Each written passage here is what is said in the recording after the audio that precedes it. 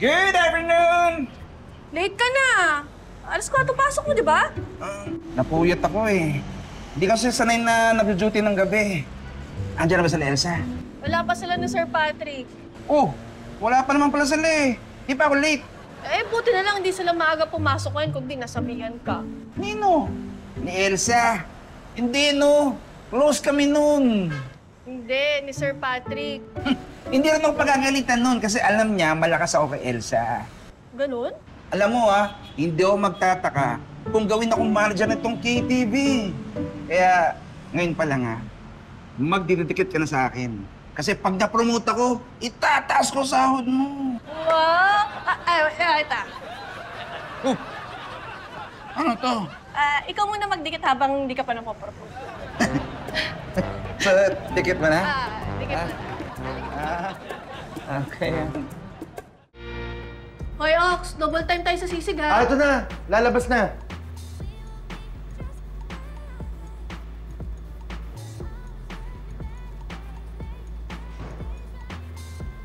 Uy!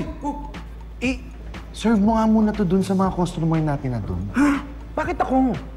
Ito naman, alam mo namang short staff tayo ngayon. Babalik pa ako sa kusina, tutulungan ko si Mars. Sige na. Nakapabalik na ako sa pwesto ko eh. Nag-CR lang ako. Ganun ba? Ako na nga. Sige. Sisig ba yan? Oo, bakit? Sige. Dahil magaling mo makisama, ako na magsaserve din sa customer natin. Talaga ba? Oo. Sige, salamat ha. Babalik na ako dun ha. Sige. Sisig.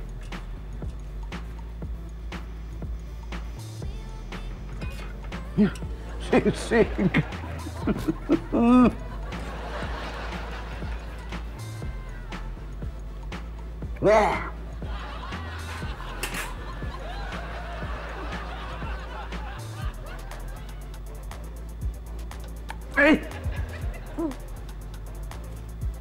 Shucks. Nagulog.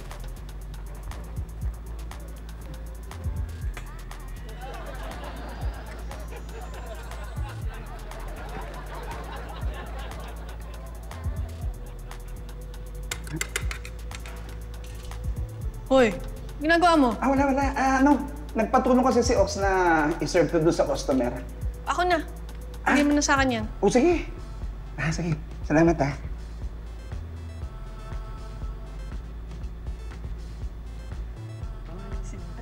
Puta. Here's your sisig po. Yan. Ito po. Yan. Hindi naman maanghang yan, di ba? Ayoko spicy. Hindi po. Sinabihan na rin po namin yung cook namin kanina.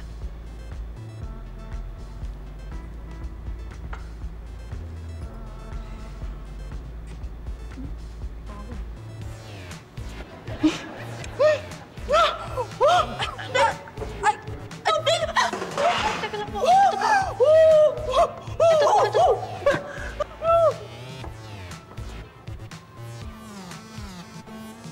Sorry po. Ano ba yan?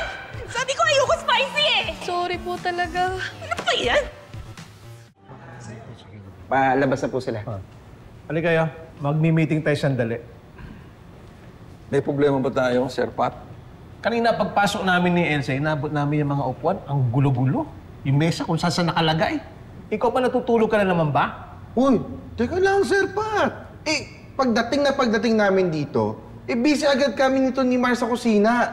Uy, di ba? Oo nga. Oh, may isang customer nagreklamo. Sobrang anghang daw ng sisig na nakain. Oo nga, Ma'am Els. Hindi ko nga alam kung bakit eh. Hindi ko naman inanghangan yun. Alam niyo yung dalawa, kahit wala kami ni Elsa dito, ayusin niyo yung trabaho niyo. Maging alisto naman tayo para hindi tayo napipitasan ng mga customer natin. Naku, agree ako dyan, Elsa. Yan ang sinasabi ko eh. Hindi pwede yan sa dati kong mga pinagtatrabahuhan. Oh, ikaw, kumusta naman? Ay, alisto. You know me. Ako pa ba? Buti. Pagpatuloy mo yan, ha? Yes, boss! Ano yung hawak mo? Nakita ko doon sa table, ililigpit ko lang sana. Alam naman, di ba? Alisto ko, di ba? Oh! Dapat inaayos yung trabaho nyo. Dapat yung mga ganyan, nililinis nyo. Di ba? Dapat alisto ko yun. Di ba, sir?